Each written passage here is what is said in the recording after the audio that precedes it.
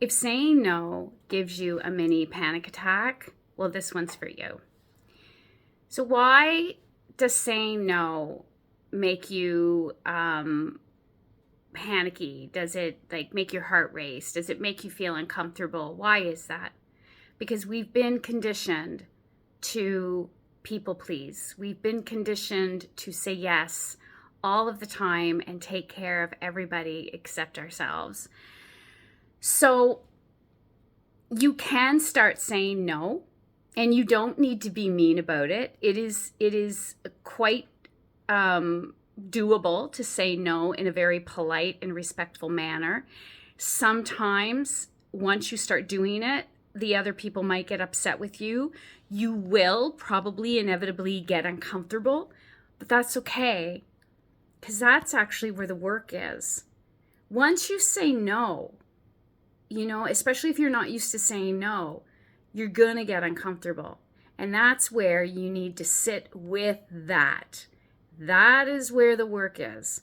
Then you sit there and you say, why did that make me feel uncomfortable? What is going on that I can't just say no to something that I don't want to do without feeling extremely uncomfortable and possibly full of guilt and shame? Why?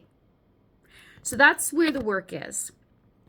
And, we all do it. I've seen myself say yes to dinner dates, events that I did not want to go to for one reason or another. Maybe I was just tired. I just didn't have the energy to adult. I just wanted to be home. And I now say no, and I have no guilt, and I don't feel uncomfortable anymore. But it took me a very, very long time to get there. I would say no, and I would sit. And the other person would be, oh, come on, you'll enjoy yourself. It's just dinner. We'll be home early enough. And I would almost change my mind just to please them. But I've learned how to take care of myself. And it's not about them. I'm not saying no because I don't want to be around them. I'm saying no because I don't want to go.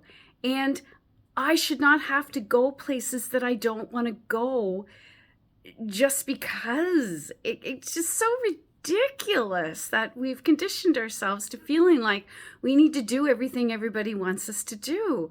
If you feel like you need to be home recharging your battery, then do it. And if there's some sort of event that somebody has always relied on you for and you really don't want to do it or you don't want to go, rehearse this. Thank you for thinking of me. I really do appreciate it.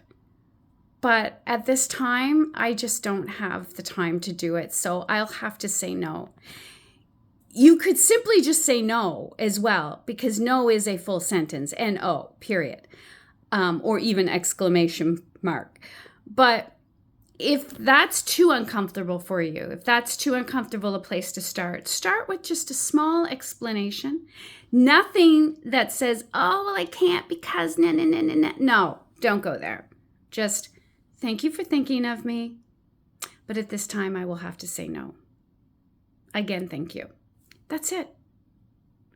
And if that's too uncomfortable for you, Google some things that you can say that you're comfortable with, that work for you and your space.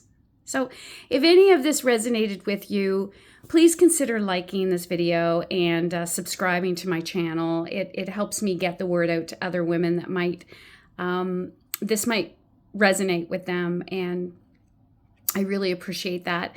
And if you're looking for a space that's off Facebook, that's very private, that's only for women, especially midlife women, feeling stuck, maybe dealing with limiting beliefs, asking themselves at this point in their life, maybe they're empty nesters and saying, or maybe you're an empty nester and you're saying, is this it? You're trying to remember what used to bring you joy. Consider joining my community called the Courage Collective. It's free. for life. There's videos in there on journaling, the science behind how journaling helps bring your anxiety levels down. We do a daily gratitude, a mantra, and a courage practice every day. We check in with each other every day. There is a challenge, a self-worth challenge in the classroom, in the materials, a couple of videos on grounding exercises, box breathing. And there's also a course that I'm going to be starting mid-January, a 3-month course on how to move from a place of fear and feeling stuck, because you're not stuck. You're definitely not. You're not broken.